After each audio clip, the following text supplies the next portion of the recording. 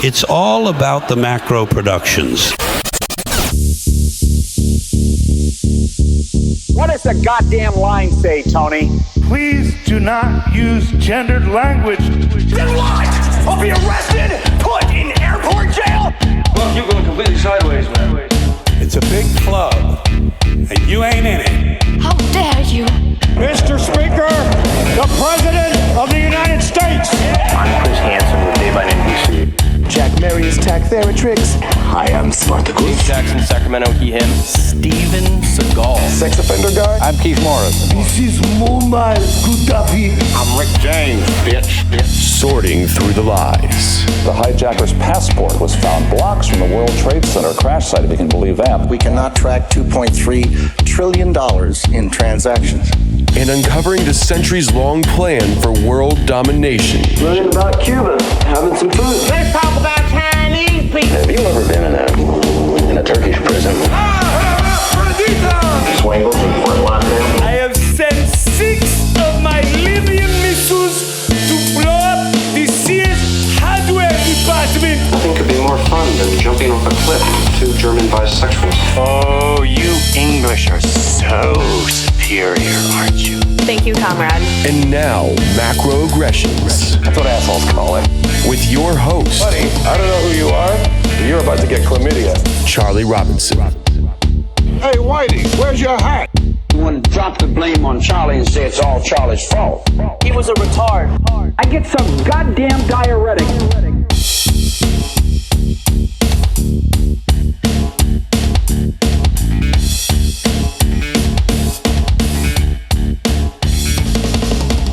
Welcome to Macroaggressions. I'm your host, Charlie Robinson. If you're watching us on BAM.video, Vigilante TV, Rumble, or you're listening wherever podcasts are served, thanks a million. We appreciate your amazing and continued support as we fight the censorship battle and all that good stuff. If you want to connect with me, macroaggressions.io is the best place to do that. You can find information about the books, the podcasts, all of the news sites like Activist Post and Natural Blaze. Hopefully you are bookmarking those. We appreciate our sponsors. They help us to make this show happen. Chemical Free Body's been with me since the very beginning. They have great supplements that actually work. Imagine that. Selling products that do what they're supposed to do. I know it's a revolutionary idea, and Tim James is a lunatic for trying it, but you can go to chemicalfreebody.com/macro, and you can find out about the detox bundle, which I've done. It's a 90-day program. I've done it twice. You need to budget for buying new clothes in the aftermath of that because it'll lean you out. I've done it. You can get the Water Hero. I suggest that if you're somebody who is careful about your water, you should be. If you've got a Berkey filter or something, great. If you've got a Brita filter, you're not doing much with it. You're going to need something a little bit heavier than that. Chemical Free Body has their Water Hero pitcher. You can get a pitcher just like the Brita. You can get one that installs under the side of your house. This device, it'll pump all the structured water right into your home. So there's a lot going on. I invite you to go to chemicalfreebody.com/macro and just take a look for yourself. See what you think.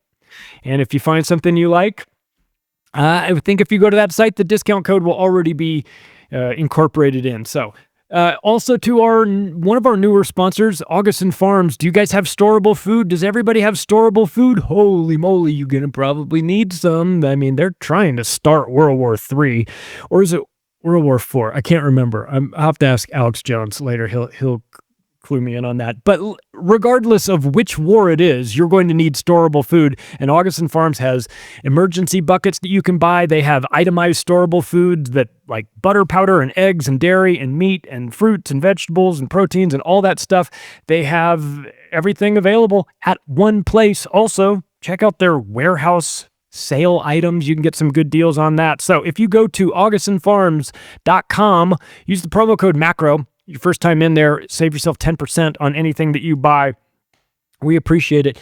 When it comes to storable food, better off being a month or two early than a day late. So let's figure that out. All right, now that we got the business out of the way, let's get down to the music. Ladies and gentlemen, welcome to the show. Drew and Marie from Spyderland. Hi, guys. Good to see you again. It feels like we see each other all the time. How are you? Doing good. Thank you. What's up, man? Happy to be on. How you doing? I'm happy to see you. your band plays, and well, it's wherever I seem to go and speak, there you guys are, whether it's at Liberty on the Rocks, whether it's at any of the Third Eye Carnivals, be that here in the Colorado area, or maybe even in Nashville as well. Find a nice little niche. So can I got to get to the bottom of this. How, because I'm not a musician at all. And when I watch music, it's like magic, you know. Was this something that you guys picked up early on when you were real little? Was this something that was something like your families were very musical?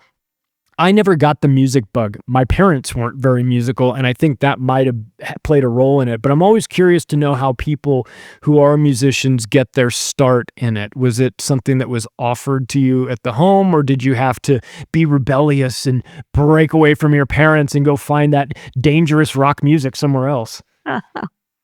There's a balance between both of it for me. I was trained. I was trained on classical piano as a kid. And I always just had like a bug for picking up instruments. I got really into the drums when I was like 10 years old. So that like took over a ton of my life, which is why I'm so like rhythmically oriented lyrically now. But there's a little bit of both. You know, there's the technical training when I was young, sort of the, you know, teenage rebellion from not wanting to do any of that regimented shit. And then going into punk and rock and roll and, you know, sort of finding a medium ground with it again, you know, in my young adulthood of like putting that technical learning and applying like a real original sense of myself to it. Yeah. What about you, Marie? How was your childhood, musical childhood? You know, I was always a bit envious of the people I'd go over there, and it always looked kind of like torture a little bit. It's like, you have to finish your piano lessons, ding, ding, ding. And then I thought, oh, that poor bastard. And then as I got older, it was like, oh, I should have been doing that. I really regretted it. Were you taking that? Were you like forced to take the piano lessons, or did you love it? Oh no, there wasn't really a force of much of anything in my family, honestly. Now my dad he was in bands. He's a bass player. So he was a musician my whole life. I was really into like singing and theater when I was very young. So I was in the dance classes and the theater classes, and I really wanted to sing, and my dad sang. But honestly, like I took opera lessons for a while as a teenager, and it seemed really pretentious, and I just didn't come from that background either. So obviously I just was like, I'm going to be a rock and roller.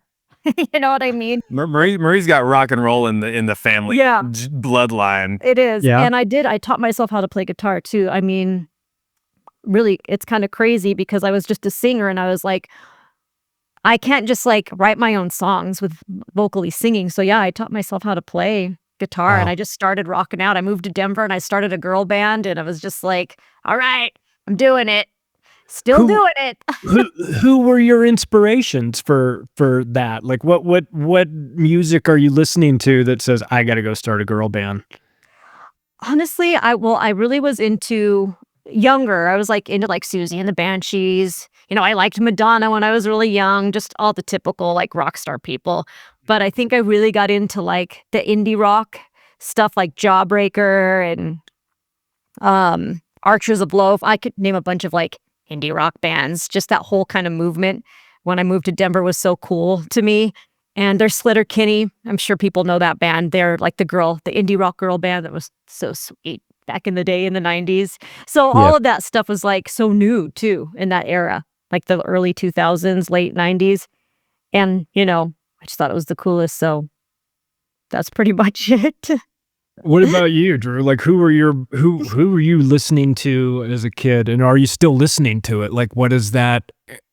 You know, because I've still listened to a lot of the stuff I listened to when I was a kid, and I think, God, I should have evolved past this. Maybe I'm retarded, but maybe I just like it. Maybe I just know what I like. But like, what were you listening to as a kid? Are you still listening to? You know, I was kind of like right on the cusp of I feel like being able to find sort of raw original stuff, and like also being a product of like everything that was just on the radio. So I mean, I've notoriously been like searching always, because I think when I was a teenager it was just like new metal on the radio, right? Like one band that will still hold on from the radio for me is like System of a Down, for example. I know some people think it's like overly dramatic or whatever, but that shit goes hard. But like band, like I had a big Tool phase, Tool I always describe as one of the bands that I liked so much that I could never listen to again. And that's kind of how I feel about like the Beatles and like the 60s psychedelic music, as far as like the, hallucinogenic awakening that I had in my teenage years too. Obviously go down all those rabbit holes and, respect the classics. And then it's kind of the same thing. I'm like, love it all. The classics kind of make you envious after a while of just how they already did every song you could fucking imagine. So, that led me into, hip hop, and I was, a teenage raver, and, ended up playing in rock bands throughout my early 20s, doing the gypsy punk thing like Gogo Bordello, bands like Man that were just sort of like fringe circus acts I really got into. So I've always been like, what is everyone not like, heading towards as a sort of tribalist mentality, and what's not cool, and that's where I wanted to steer towards and look for. Yeah, and you guys wound up in LA. Well, yes. Long Beach, LA-ish. I was in LA. LA I was County. not there for music, but how is it for what was your experience with the music scene in LA? When were you there? But in LA/Long Beach. We moved there at 2018, and I think we were there till 2020. Till 2021. Yeah, we were right. The golden years, man. So yeah, we got COVID there right. years. Yeah. I think we were escaping. I know that I was trying to escape like Denver music scene because you've done it. It's a small scene. It's like, what more can you get from it? It's fun, but you're not going to get anywhere. So it's like, okay, we need to go somewhere bigger. But you go there and find it to be just as big as a shit show, and probably even more pretentious and ridiculous.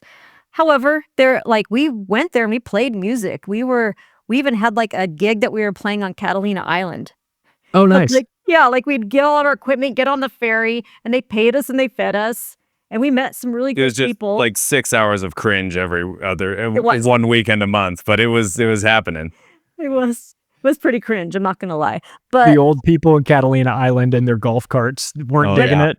Oh yeah. Oh, they didn't like us. Because we were very kind of trip hop, We have a hard time doing Jimmy Buffett music, man. We can't do that. No, it is weird. It's definitely always weird. We could not, the kind of music they wanted, we did not produce. That's and I funny. told them what we did, and they hired us, and okay, so sorry. I don't know what to tell you. But it was a good experience to be out there. As far as, I think the music culture is it's such a shit show, though, It's if you're an individual at all, and I think me and Drew, our music is just not, it's not samey, I call it. It just, you can't even really put it into a category. So that's just hard for people. And I think everybody needs that little click, rock, pop. Well, one thing that happened for me in Southern California is that, we sort of struggled to get like work for the first like 6 months we were there. And then I landed a bar backing job at Alex's Bar, which is kind of like a underground punk, rock and roll, soul roots institution, right? So I had kind of gone out to LA with my own sort of hipster pretentiousness, being like rock and roll's dead, whatever. But one thing that was like really inspiring to me and almost overwhelming was that there was just underground legends just coming through the venue all the time. And in one way I was like, that sort of revitalized me in just the tenacity of bands and just being sort of iconic at like a street level. But it also did overwhelm me. I was like, the whole 3 years that we were out there, though we were doing music the whole time, it really wasn't until after we came back to Colorado that I felt like I could step away and remember that like I was not the person that did. I was not like the rock and roll icon. I was something else. My talent came from my skill set was executed in a different way, and it really just took that whole time to sort of like breathe the right confidence back in me of like knowing what it is to be tenacious in the music realm, but not have to adapt and get overwhelmed by like these, like I said, these sort of underground legends. Yeah. When I was living there in the South Bay area, Redondo Beach, we used to have these every Saturday. I bartended at this great bar. Every Saturday night we would bring in the promoter, and he was a promoter out of Long Beach in that area, and he would and it would and the crowd was kind of rough, but we liked the promoter, and he'd always have cool friends with him. And when the bar was shut down, when we get to the end of the night, we'd throw everybody out, but the promoter would stay, and whoever his friends were would say, "Oh, you guys could stay." We'd lock the doors and start clean the place up and play pool with these guys all night. And and there was this group of guys that were his friends, and they were in some band, and we did this every I don't know, a couple times a year for 98, 99, 2000. And I'd play with one guy, and my buddy would play with the other guy, and I'd always give him a hard time. I just kept fucking with him. I'd say, "Now, you guys are in a band?" They're like, "We tell you this every time." I'm like, "What's the name of your band again?" Like, we tell you every time. You never met. I'm like, "Tell me again." Like, it's like, "We're the Black Eyed Peas. I told you last time. We're the Black Eyed Peas." I'm like, "Never heard of you."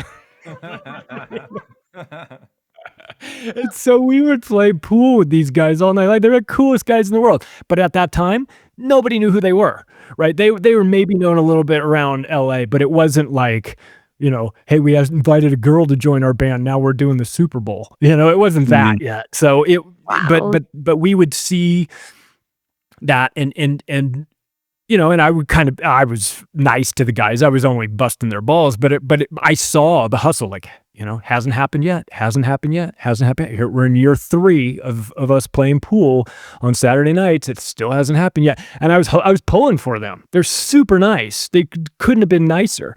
I think the kind of wheels fell off now with like the United Nations stuff with Will I Am doing a lot of UN stuff. I would have he was my pool partner. I should have told him, "Hey, Klaus Schwab is no good. Watch out for that, man. Watch out for that. And in the future, when these guys try to, you need to stay away." But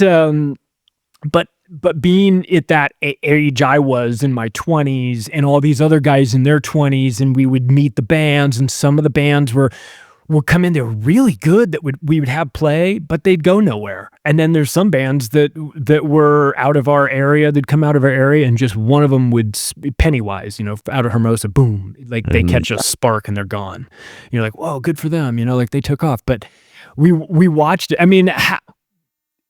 It seemed to me like it would have been a lot of fun for them, except that there was a constant stress of like, we're trying to make it. We're trying to do the next gig, and what's the next thing? It's a very unstable life, right? Oh, so in terms unstable. of this. Yeah, do you get kind of used to? What would you do if it was stable? If it was like, well, you're booked out for the rest of the year. I suppose it'd be fun in some respects, but it's just a constant hustle. I come out of the real estate world where you're on 100% commission, and I look at bands and I feel the same way. Like, you guys are all 100% commission too. Like, if nobody's hiring you, that's your thing. So how do you get the gigs? How does that world work? Do you guys all kind of know a lot of bookers or club owners, or I wonder how this system works in independent music. Oh, I'll tell you right It's an ongoing issue. Yeah.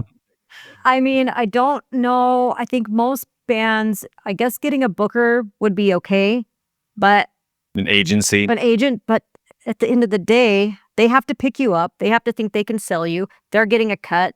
The whole world of bands has crumbled too. Now it's pay to play. Even in the bigger, like DIY, I wouldn't even call them DIY spots. There's Bigger independent venues. Yeah, we need $500 to come through the door before we can pay you. That's how they're doing it now. So I think the only people that can even still make it as far as music goes, is people that have really big platforms that are not from this era, like your Radioheads and your all those big bands, and they keep touring, and then people go to them because they sell tickets. But as far as like musicians that are doing it themselves, and they might even have agents, but these people have jobs. Like, every person in a band I know that even does well has a day job, because it's not they're not giving them like great guarantees. For us, it's like we'll stop playing for a while, like live shows, because it's completely pointless. Nobody comes to shows. After COVID, it killed the music industry. People don't go out like they used to. And then all of a sudden, the venues are struggling so hard, they make you pay to play, or like, you guys need to pay the sound guy. This is a disease that's going on in Denver and probably everywhere else.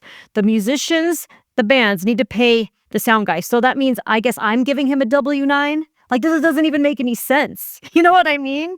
But that's been the struggle, and that was happening in Denver. We go to LA, of course, it's happening worse out there. And we went to Austin, and same out there. We went to Nashville. It's the same thing. It's almost like you have to start a whole new revolution in the way music is happening for it to even to be able to continue, unless you're, like I said, you know, Dave Grohl or like one of these huge bands that's already in, you know? Yeah. I think it's, I mean, if you're not existing in sort of like an already built scene or something like that, you know, something where the crowd is already pulled in, then this is why, you know, the musical niches like really, you know, kind of just end up defining places, you know, like Denver is like the city of bass, right? You know, like all the EDM and the dubstep like wave took over, and the jam heads and stuff like that. And that's great, but it's like, you know, it takes that kind of like traction and that kind of like cash flow running through it to like really make sure everyone is sustained, you know. Even like on the smaller scale, it's like, you know, the DIY joints are typically non-profits because it's all volunteer based and it's people who are doing it for the love. But you know, in a situation like the Blowback Gallery where we're working through some of the kinks and quirks of that right now, it's like it's in between. It's an art gallery, and it kind of like the Meow Wolf thing, you know. It's like you got to sort of go for it as like a for-profit thing, or you got to decide this is like straight up nonprofit, community-based, volunteer only. But it's hard because, you know, artistically, I think you find yourself trying to balance both of those sides constantly. Yeah. I bet it's so tough too for it, because like the side of, you know, the musician side of your brain is not necessarily the business side of your brain. And these, and when you run across people who are tremendous musicians, maybe they're lacking in some of the business, and then they bring someone in because they recognize that they're lacking, and then that person is a problem, and that person is like, yeah, I understand the business, but here's how I screw you on all these deals, and here's the 360 deal that you've got now. Now we get a piece of everything that you do. We want your merch sales, we want everything, you know. And it's like, oh, it's a great. It used to be that you'd feel like, hey, I got a record deal. Someone gave me a record. Do you need a record deal anymore? Does a record deal mean anything these days? Or what is the equivalent of getting the record deal now? Is it, I mean, what virality? What it's all I don't even think people need them. What are they going to do for them? You know, if you were on a good record label, they'd pay for your recordings. They'd give you a certain amount of money to go on tour. They'd like pay for you. That ended in like, I would say mid 2000. Well, I would probably say around 2010. That was gone, because I've had some friends that are on bigger labels, and they'll give you the money up front, but you have to pay them back. But how do you pay them back if you can't do record sales? So you got to sell so many tickets, and I think this is where it just started crumbling. You know what I mean? Because it's actually not sustainable. So I don't know if I don't think a record deal even makes sense, because people aren't selling records. It's all off Spotify. That's another thing that's just destroyed the music industry, because it's free. It's free. No one's going to pay for it because it's free. They'll pay for their, you know, their monthly subscription, and that's them paying for it. But guess what? Spotify doesn't pay the artists. They pay like huge artists like Taylor Swift. They're not paying people like me and Drew. Well, and it all comes after like your own independent virality. That's what I'm saying. It's like, you know, since like the TikTok age and stuff like that. Yeah. Like they'll come to you after they see you went viral via the algorithm, right? Mm-hmm. Right. So you got to do that. First, you got to get famous. Then people will like your music. Is that how it works? On you. Then the bigger leeches come, right? Exactly how it works. There's like some book out there that's like the 150 snakes of the music industry or something like that. And, you know, it's like, I'm sure that list has expanded into the technocratic age now. But yeah, I mean, it's just there's every type of snake you got to watch out for, from like the low level to like the extra predatory, you know, like want to control every aspect of your creative potential. Yep. Yeah. But if you do hit it like Seattle in the early 90s, or like I'm from Palm Desert. Palm Desert in the mid 90s had a big desert, space rock desert scene, Caius and these bands on sound, all these bands that come out. And like all of a sudden that was the thing. And so everybody's getting record deals because the people at the record label are so incapable of creative thought that they just have to go, oh, now it's Seattle. Let's just blanket everybody with record deals and hope that something comes. So is that what you kind of have to like hope that the Denver scene all of a sudden takes off and then all these dipshit agents come from everywhere throwing, but would that even work now? As you said, a record deal doesn't do you any good. So how do you keep that momentum, or how do you build the momentum in the first place inside? Do you guys have to work together? Do you say, let's make Denver? Like, do the bands all have to coordinate and sort of say, like, what can we do to make Denver itself a location? And I mean, how do you even start to do this? They don't do it anymore. Denver's music's the height of Denver's music scene when it was really cool is done. I think the end of it was around 2016. Honestly, 16, 17.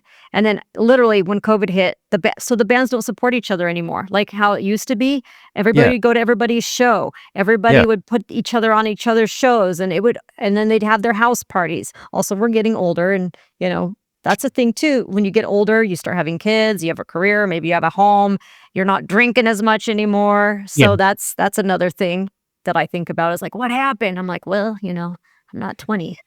So I'm not my 20s anymore. So that's something that happened. But I think that like the new generation that's coming in too, I don't think they look at music the same way we did. So I don't think it's ever going to come back in that way. I really don't. I think something is going to change in it. Maybe there'll be some kind of renaissance, but I don't think it's going to be what it ever was. And maybe I could be wrong. This is just when I look at it, because I try to think, how can we build something? How can we make this great, make it awesome and fun again and creative? And just everybody's so scattered though. That's another thing. I think the powers that shouldn't be deliberately destroyed the art scene with COVID too, because they can't have people being creative. They can't have people being together and having unity. God forbid that. Art really does create a great community of people. I think there was a lot of that pre-2020 too. I think it was really like bubbling up as far as like festivals and, frequency and people's engagement with, the whole spread of genres. No one's really, this is like before they reignited race war in everybody and shit like that. But I think it was really, really moving forward in a positive way. It was. Things are pretty awesome. Like, there was no racist shit taught. Maybe I'm sure there's always racist shit, right? In the world somewhere. But as far as the communities went, no one was talking about this. We were all getting along. We just wanted to have badass shows. We wanted to hang out. We wanted to throw cool festivals. And slowly all this stuff started coming back, like really a couple of years before COVID. You started these things kind of creeping in. You just like with the wrong thought type stuff too, So, and then bam, COVID happened and they just went full force on just completely destroying people's togetherness in music. And I wonder how much, I wonder how much this new generation even goes out. Do they go out? They don't go. I mean, we know they don't drink. We know that. And of course, drinking and bands kind of go together for better or for worse. Like if you're drinking, the music and you stay a little bit longer. And if you're not drinking and you're not really going out, and there's a ton of, I don't know, call it social anxiety or whatever of this newer generation, that is not a good combination for getting people into places to see live music. So how do we do it? I mean, if they are on their phones, do you have to go that route and you have to get them that way? Maybe they're never going to come see you live, but maybe they can hear your music that way. I mean, what's the strategy when you've got an entire demographic who's scared of their own shadow and doesn't want to go out in public? Well, one of the only things that does not benefit from live streaming is bands. Like it sounds like shit. Like DJs actually live stream world fine, but like bands like fucking lose more than anybody when it comes to live streaming. Because like anytime you've ever had someone be like, oh, I know this great band, listen to them on my phone. You're like, oh God, like really, do I have to like I have to pretend like I'm actually attentively like being engaging with this? It's terrible, you know. But yeah, that is the way to reach back out. You know, it's like everyone. I really do think that the younger generation that's locked into technology craves experience outside of technology. I think it's smart to not drink. You know, I think they probably have social anxiety because, you know, all of the brainwashing damage through the fucking screens has done to them. But I think there's still a craving for a real social experience, and that's the direction that we're moving towards artistically as well. It's, you know, it's like, this is why we can't just continue to book a show on a whim and, completely fucking like annoy our friends with, hey, I got pre-sales. Hey, I got pre-sales for, 3 weeks in advance. You know, you can't rely on the friends being fans anyways. It's kind of a fucked up relationship to have with your friends. Yeah. Anyways, but bringing an experience and just like, sort of looking past that and saying, where is the audience that wants to have an experience rather than, oh, my band's just playing this week. It's just not enough, like no one, they're like, okay, cool. I can go see music. It's fucking boring.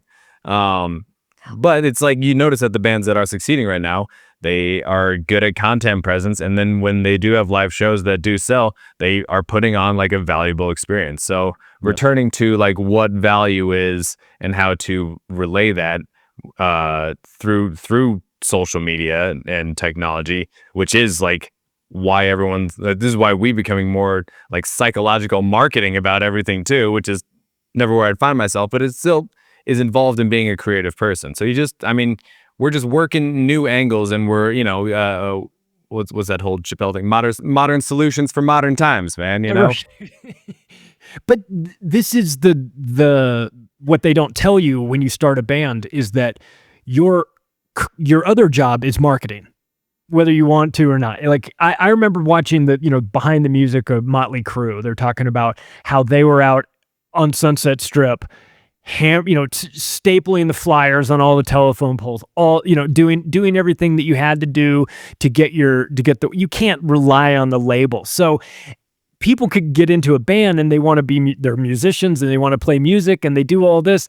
And then they have that realization that there's a whole other side to it, right? The business, the marketing, the bullshit. Is that what kills bands the most? Is that they have to do all the things that they don't like to do, aren't maybe as qualified to do, like the business side, and that they put somebody in to handle that and that person screws them? Is that how it works? Or what's the band killer? Is it a cancerous manager? Is it the lead singer gets all the publishing rights, nobody else like what's the thing that destroys the band these days? It's probably all of the above, honestly. I think it's a culmination of like all the stresses. And then when you're in a band too, because me and Drew, I was in bands for years. I love being in a band. A big reason we started Spyderland is because it's so hard to get a whole group of people to be able to agree on what we want to do. How do we want to pay for things? Where are we playing? Oh, I can't play here. Or my wife won't let me do this, or whatever it might be, so then suddenly there's all these constraints on what you can and can't do as a band, and then forget it. And then everybody has a job. Everybody has a job and rent to pay and groceries. So I think that's probably more of a big band killer than anything. If they're not making music, if they can't, even get a show. We're lucky enough that we got to play a ton. Like, we were in successful bands. Like, I'm very grateful for that. All my bands always got to play. I went on tour for years. I was on a record label, a pretty big record label in my early 20s for one of my bands for a really long time. I got to experience so much cool stuff. And I think sometimes I'm like, man, some people start a band and they just want to play a show, know? So it's such a wild thing to get into. And it's such a hard thing, and I don't want to put that out into the universe, but it really is hard to be in a band. I bet it is.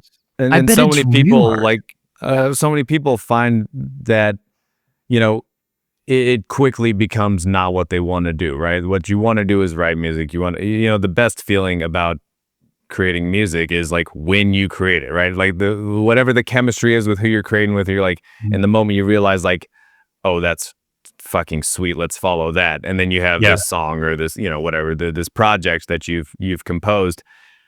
Everything that kills it is like pretty much the lengths to getting it to audience in between. And then, you're told to do all these things that are not what you care about and you're not passionate about. You just, and like I said, then the monetary situation, I feel like, is just such a huge factor. We've been saying a lot lately, and this is what's driven us into the business of it, while still trying to maintain like our own creative writing, which is a lot of self-developed personal work anyways. But our generation or younger artists can be involved in bigger art projects unless they're employed. So, that is a huge factor, where it's just like most people do, like, give up and say, hey, I do this for my enjoyment. Maybe we'll try and do some shows, but I just want to write songs with my buddies and, be able to pay my fucking bills. Yeah. And that part has gotten harder too because of just the economic factors. Yeah.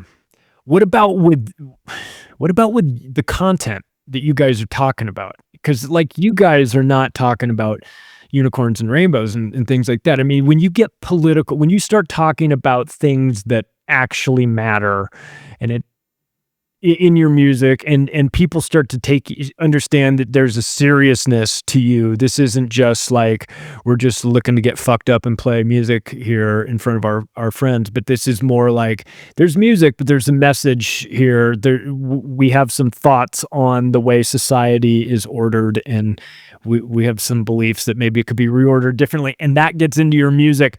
Now you've got in this current paradigm that we're in, you've got yet another reason for somebody to go, I don't know about that, right? Do you guys face that because of the content of your songs?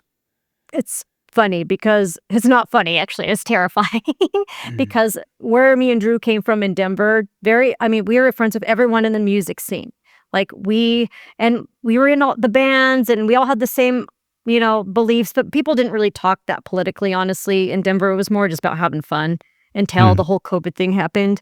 And when that happened, we wrote this album called There's Monsters Outside, and there was just hints of the political, like, I would say, thoughts that we were having, maybe not even political, more truth, more like breaking down the truths of like, all these lies are coming in.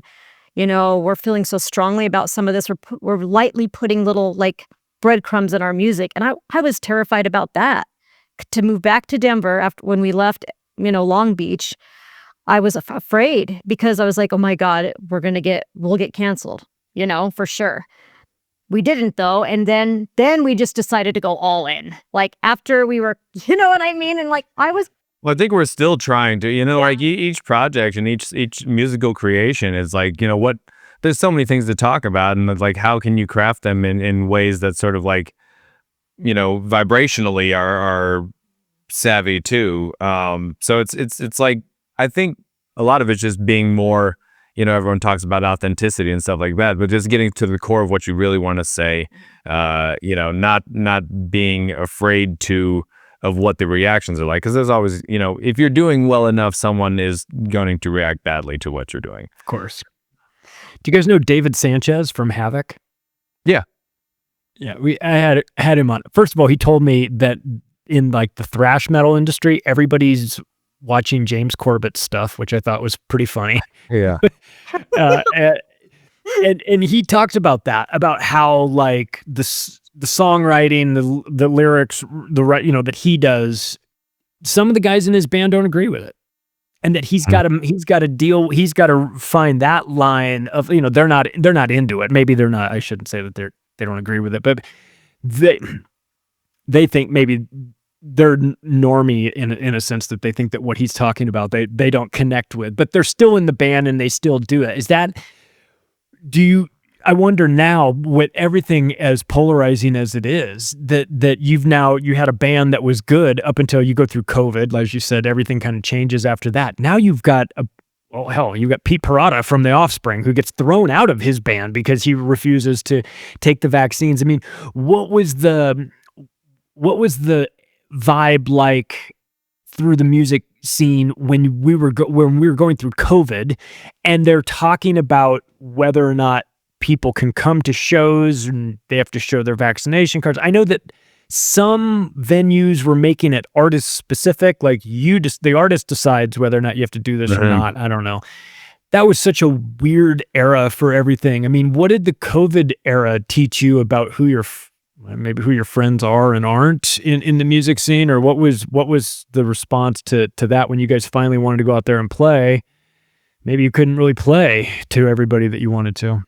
I mean, we definitely, I had one, I don't know if I'm necessarily canceled from it, but I got in a huge fight with like the Mercury Cafe, which had like new ownership, and I had told them, okay, we're not doing the vaccine shit. We're not doing the vaccine passport shit, but I'll say we can do masks. They're making it be masks. I'm like, whatever, we'll do the masks, but no vaccine. And like 2 weeks before the show, she's like, I'm sorry, but with Omicron being so dangerous, okay, everybody has to have a vax card. And I went after them hard. And you know, and I'm sure I burnt that bridge. Don't really care. And I was pretty outspoken about it. I know a lot of my friends, I think just because I was so prevalent in the music scene in Denver, I didn't really get challenged much. I think people maybe just don't talk to me anymore. You know what I mean? Or like, yeah, I know. Kind of, but I never got like personally attacked by anyone. And I had a couple of conversations that were a little heated. But it never turned into like a total breakup with some people that are totally believed that the vaccines, you have to take them and you're Hitler if you don't fucking take them. You know what I mean? Like, or you're going to kill everyone on the planet if you don't take them. And God forbid, you know, you having an idea that maybe you the government is evil, whatever, you know what I mean? But it was, we did have like, we played throughout those we played years. Yeah, we did like play. somehow We did play. Because I think in Denver was a little more lax with being like masks. You know, you can't sing with a mask on though. So right. It's really. Well, I mean, we played shows. We played shows that they rejected our friends who didn't have vax IDs to come in, and I mean, it was just a weird sort of like. You know, a lot of the navigation was just sort of ducking your head sometimes. You know, there's always been that thing of like the bands get more access, you know, than everyone else. So, yeah, it's like even in the past, like you can bring your backpack in and have like your booze in your backpack and stuff like that to a bar, you know, when no one else can. So it's just very interesting, man. Like, and then just like, and that's why that whole thing was just such a fake fucking theater anyways, because everyone was... You know, and then it just went away, and nobody's questioning it or saying anything. That shit pissed me off so bad because we had to play a show where they didn't ask us for a vax card. You know what I mean? But they sure, our friends that actually didn't take the vaccine couldn't get into our show. Yeah, and it was just bullshit. It was such bullshit. And then what? A couple months later, forget it. And then no one apologizes. No one recognizes it. Nothing. It's just like going back to normal. It's just. Oh, it just gets under my skin because that was so hard for us too. It was terrifying. Like, but I was like, fuck it, dude. Like, let him cancel us. Fine. Yeah. It is always nice to see other people out in this, you know, there's that passive conversation that was always going on. Nice to find other people in like the Denver music scene. Like I'm friends with Dave's brother, Steve, who plays in a band called Shawarma, and they're similar situation. You know, a couple of them are like, they're like, on board with that sense, but some are, you know, still like even our one buddy who had like, you know, heart problems from the point he was a child, they would still be giving him a hard time about not getting the COVID shots, like even though he clearly had like high risk of myocarditis and stuff. He's like, I know why I'm not taking this. It was, if anything, is an exposing time to find other artists who were, you know, alert and awake to what was going on. Yeah, which is really cool. Yeah. And didn't Pete Parada and those guys start a band together? A bunch of guys they were all outcast. Well, they're the Defiant now, I'm pretty sure. Defiant, yeah. Which is cool. Yeah, which is what it's all about. It's all about defiance, man. Yeah, like, I mean, I know. We don't even follow them that closely, but I think it's just a natural, intuitive sense. Like, you're like, you know, and we have the luxury of just playing music with each other. For now, obviously, we got dreams of making a bigger production, but there's no question when it comes to like, is this too testy to put in a song? It's just like, what's the true thing to us? What's the more defined thing to us? What's the more authentic thing for us to put out? And that helps us process any of these feelings of retribution from the scenesters, if you will. Yeah, still going on. I was in 2 years ago. I was in Austin for the American Liberty Awards, and I met Michael Graves from Misfits. Who's there, and he's a guy who's still touring and still posting that getting fired from some venue before they played about vaccines and masks. Still, like last year, this was still going on. This is still happening at places, and I see this and I go, boy, feels unsustainable for the venue itself. I mean, I don't know how you can continue to do something like this where it feels like everybody's kind of laughing, like nobody's wearing masks anymore. Of course, Ben Affleck's daughter is trying to convince the United Nations that they should bring back mask mandates, which was hilarious. I saw that last week. But literally nobody else is asking for masks except every now and then I'll see on his X feed, Michael Graves, he's been banned from another place. This is exposing, I guess, but you sort of said that earlier. It's sort of unveiling of who your friends are, who the venues, who's really using their head and who's being reactive and I don't know, scared into submission. I don't know where we go from here with live events and things like this. I'm of the opinion that COVID broke a lot of people. They're never going to be fixed. That's fine. Let those people stay home. But for the rest of us, I'm not going to participate in vaccine passports or any of this stuff. I'm going to continue to live my life and just go out there and go to shows that I want to see. I flew to Los Angeles just to see Oasis, just to see it. I mean, because they come to, you don't get the chance to see them and all that. And people say, are you worried about being in a place like that? Could something bad happen? Yeah, of course. It could happen anywhere.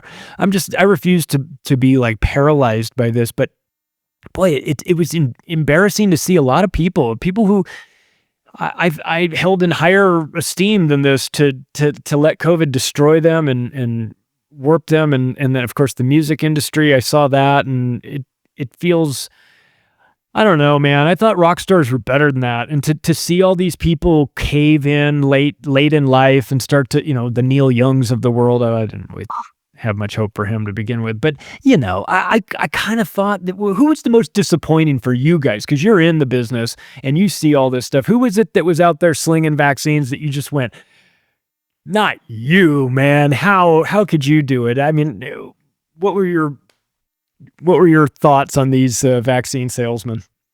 I mean, honestly, like a lot of the punk rockers, I was just like, this is so not punk rock, dude. Just like Jello Biafro and, just. He's kind of a big one for like the alternative punk crowd. And even Neil Young, I got really pissed off that he was like, I'm going to take my songs off of Spotify if you don't censor Joe Rogan. It's like, whatever happened to Keep on Rockin' in the Free World, bro? Neil Young, I used to really like Neil Young. He's dead to me. A lot of these people, I'm like, okay, good. You guys suck so bad. Clearly, you were never a real artist. You were never about free speech. You're just a shill for the government or whatever. Propaganda, I guess, We were actually working a couple months ago. We never even put this out, but we were working on a video about how in the 90s, like this sort of canceling happened against Jawbreaker when they were sort of like positioned to become like the new Green Day, right? And then I forget what's the Gilman Street venue in Berkeley, 924 Gilman or something like that. Yeah, this big DIY, bunch of punk bands came out of, but it was like sort of the first glimpse that like punk rock crowds would turn on you if you identified differently, or even if they thought you identified differently, right? And that was just in the sense of blowing up to a term isn't even thrown around anymore, but blown up to a sellout level. Yeah.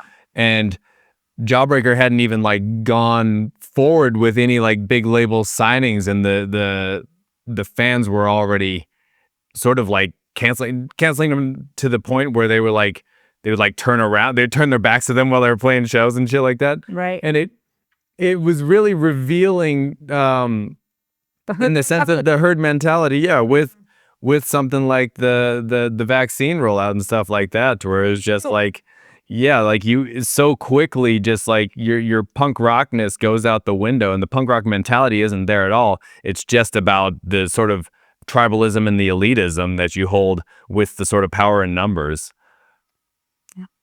Yeah, it was a mask off moment for a lot of these bands. You know, I think we knew with some of them it's very corporate rock, and I understand some of them don't really. They're like, I just want to play music. I'm not interested in getting political.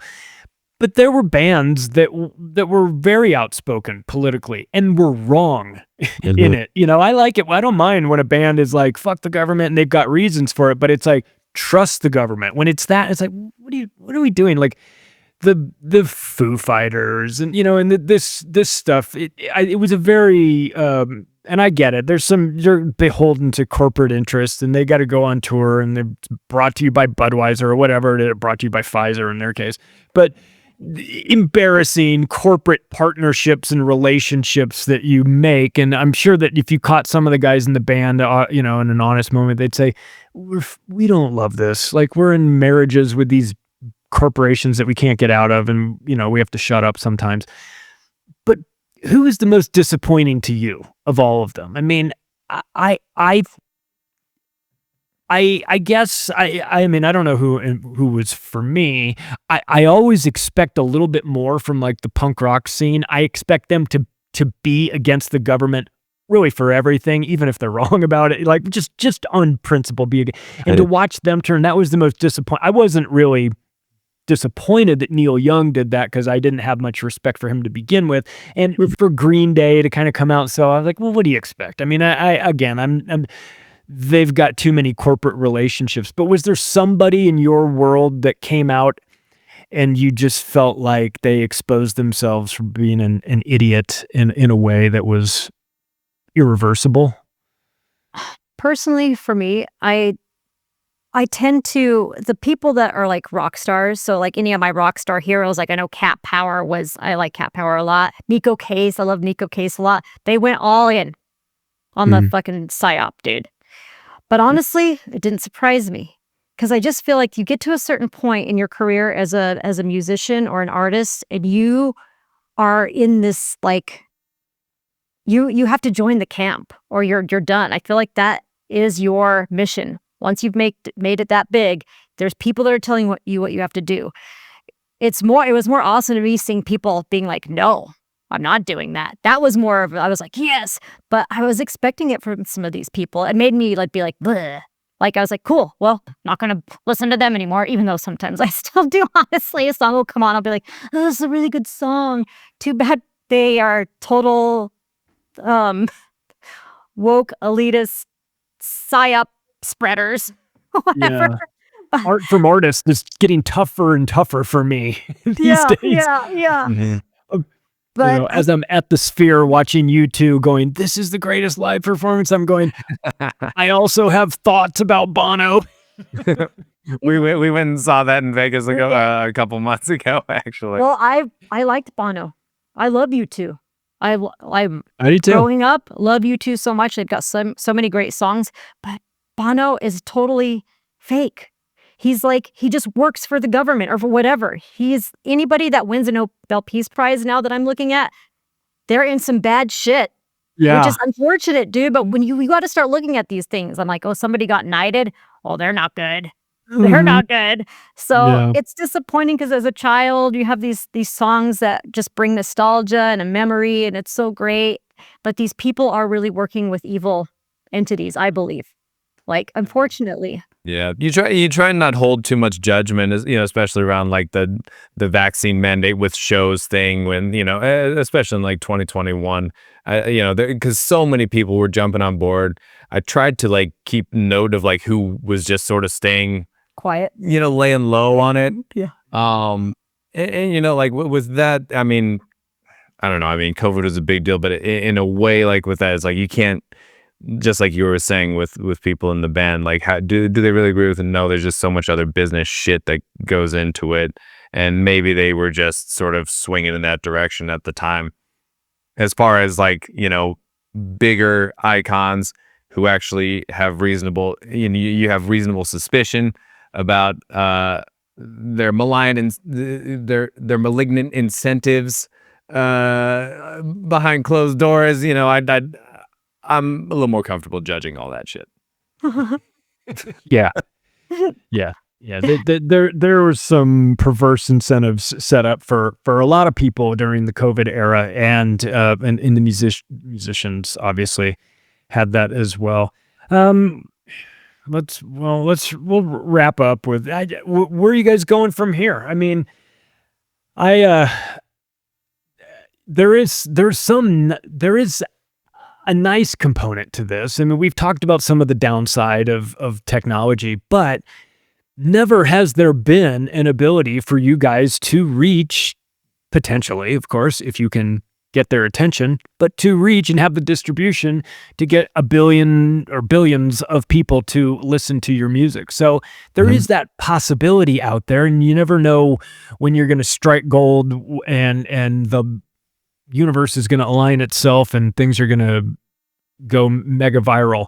I'm sure that's probably not the goal of it all. It's to make music, but where do you go from here? What's the future look like for you guys and for Spyderland? Well, that is a piece of it is keep putting yourself out there, and not getting drowned out by the fact that millions of other people are putting themselves out there reaching for the same thing. I think it's just aligning more with, just staying committed and consistent with putting it out there. Just like the content world works, it's got to be churning nonstop, and that can be a little overwhelming. But kind of like I was talking about earlier, just staying more true to our authentic artist spirits, and continue to produce things on, that are really impactful and what we would want to see in others' music as well. Be the inspiration that you wish to see. What else? What else do we have, Marie? We put it out a video today. It's probably out right now, actually. Yes. Yes, we put out our People of Defiance acoustic version, which we did record in 432 hertz. And we're going down that avenue because it's really interesting about the frequency of sound, and it's so subtle. Like you don't really hear it, but you feel it, and it's something that we want to dive into more. I'm just interested to see where music even goes, and I just want to be a part of it, honestly. Like, I want to be a part of the change. I try not to get too caught up about how the yesteryear and how it used to be, and I can get really mad or I can get really nostalgic or whatever, but it's like, this is a pretty important time that we're living in, and things are just shifting so extremely. And music has to shift. It's going to shift with it. And we actually don't have control over it. But it would be really cool to see people kind of thinking outside the box and just starting something different, Like, the culture was all around drugs and alcohol and just like debauchery, pretty much, And it's like, I don't think that's good for humanity either, even though, we did it and it was fun, but maybe music is going into a different realm where it's going to be a higher vibrational experience, right? Yeah, so, wouldn't that be nice? Evolution. Yeah. So I want to explore this kind of stuff and just see where it takes us. And I don't know what the future holds for it. As far as the rock star dreams, I kind of gave those up a while ago. Of course, it'd be nice to get a viral song. Don't get me wrong. I'd be like, that'd be awesome. Or if we had like a song that got 1 million plays, that would be sweet. However, I can't just put all my eggs in that basket, Yeah. Because at some point, we're doing this to be a part of the change. That's how I see it now. I just want to be a part of something better for people and humanity. So that's how I'm feeling right now. What if that's the marketing campaign? You know, that's it. That was going to lead me to what we are sort of pushing right now as well. And that's we're working on this sort of concept slogan that we're going to start branding forward a little bit, which is called like We Become. And just to break down those in simple definitions, you know, what is we? That's like the people. Become definition is begin to be. So what we're really seeking to push forward in our band and our brand, our music, everything we do forward with sort of the conscious revolution that's taking place is we truly believe that we're growing into our true selves. The people are beginning to be. Yeah. If you don't mind, do you mind if I read a little description that I wrote just on where we're please do. Yeah. I've been writing a ton of these, so this is just one of them that I have done. Get in the camera. Oh, I'm back in the camera. Okay. This is just something I wrote as a little description to our, launch of the We Become branding. A lot of people talk about this collective amnesia. We as a people have forgotten who we are, yet at this present moment in time where individuals across the board are experiencing the hysterical omnipresence of a spiritual awakening, the threat is coming into focus. They spray the atmosphere to gradually change our biology. They allow toxic chemicals in the food and water to keep our bodies in constant repair, working full-time to detoxify the poison. They suggest what the future of civilization will look like through movies and episodic series, structured to keep the psyche overstimulated and addicted, giving us options like a multiple choice question. Speaking of multiple choice questions, why are we so familiar with that style of quiz? There's an education system in place that diagnoses if you need medication to learn better, and learning encourages only a small fraction of students to achieve their dreams. And when it's all said and done, dream jobs are dwindling. You've probably become dependent on a system that's never giving back to you. They've killed your faith because they want chaos, not righteousness. You've climbed a mountain only to slip into the fiery mouth of the volcano. Well-developed despair. We all stand at the fork in the road. One path gives into substance abuse, compulsive disorder, cognitive dissonance, technological convergence, and digital slavery. The other path seeks truth, aligns and respects nature, defends free will, values liberty, connects with divinity, and cultivates sovereign law. This is the opportunity to remember who we are. This is the great split we've been anticipating. The moment we become what we're meant to be, we will know who we are. People begin to be. We become. And that's one sum up of it as we move forward here. Well said. Yeah. What are we becoming? One or the other, I think, at this point. This is a real important time for us as humanity, where we're gonna decide which direction we're gonna go. And of course, with the World War III sort of on the horizon, it feels, or at least, if the potential for that pivotal time, really important to decide where we want to go. Do you want to be the people that are asking for vaccine passports, or do you want to be part of a free state? That's Drew and Marie, everybody. Go check out Spyderland. You can go to spyderlandmusic.com for everything that they do. Go download it 1 million times, by the way, because we said that that's part of the thing. So if you want to connect with them, SpyderlandMusic.com. If you want to connect with me, macroaggressions.io is the place to do that. Thanks, everybody. Talk to you again soon.